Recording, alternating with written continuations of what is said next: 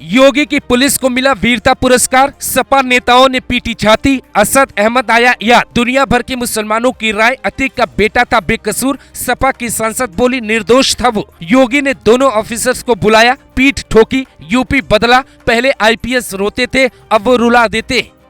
कहते हैं जिनके दोस्त कम दुश्मन ज्यादा होते हैं, उनकी जान की बोली रोज लगाई जाती है। चारों तरफ योगी के दुश्मन है, बीच में योगी अकेले। पहली बार ऐसा हुआ जब किसी मुख्यमंत्री की सुरक्षा करीब पीएम के बराबर की गई। योगी की सुरक्षा में फिलहाल 400 से ज्यादा जवान तैनात थे, लेकिन क्यों दिन रात पहरा क्यों दिया जा रहा है? योगी को इतना कवर क्यों किया जा रहा है? क्या कहीं बदले का प्लान पनप रहा है? क्या कहीं योगी को लेकर कोई साजिश रची जा रही है?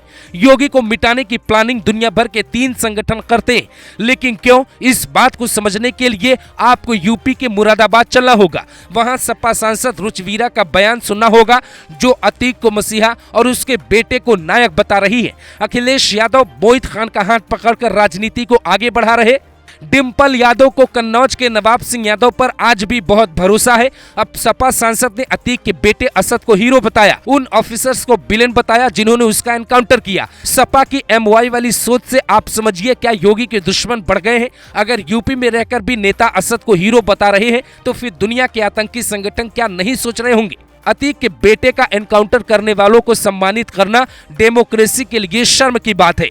आप जानते हैं एनकाउंटर कैसे होते हैं। कोई अच्छा काम किया होता तो अलग बात थी। ये लचर व्यवस्था है, बुलडोजर की राजनीति नहीं होनी चाहिए। रुचिवीरा, सांसद, सपा। साल 2004 में जब कांग्रेस की सरकार थी और बटला हाउस एनकाउंटर हुआ, उस वक्त भी आतंकियों को बचाने के लिए कांग्रेस की सरकार ने कुछ इसी तरीके के तर्क दिए थे।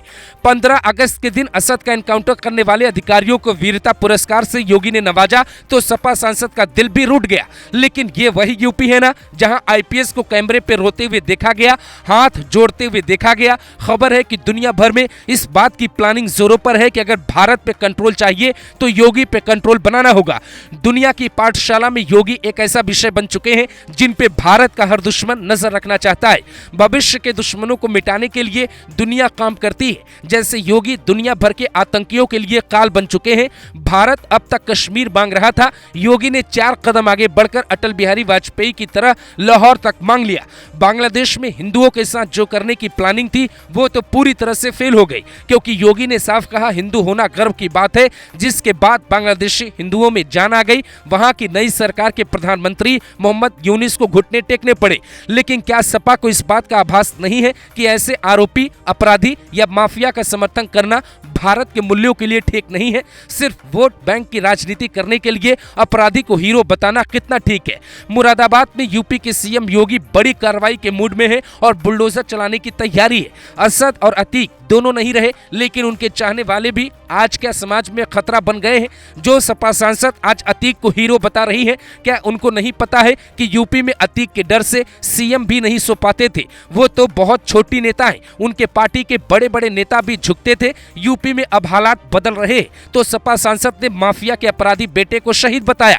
अखिलेश यादव किस दिशा में जा रहे? योगी क्या करने वाले हैं? सपा और बीजेपी में फाइट होगी, माफियाओं को प्रेम मिलेगा, योगी का बुलडोजर चलेगा, खेल खत्म होगा। 2027 में या तो यूपी बचेगा या फिर समाजवादी पार्टी आएगी और फिर अतीक महान होगा, बेटा हीरो होगा, मुख्तार देश का गौरव कहा जाएगा और बाकी के माफिया सेना से ऊपर माने जाएंगे। हमारे नेता यही तो चाहते हैं, खास तौर से समाजवादी पार्टी के नेता।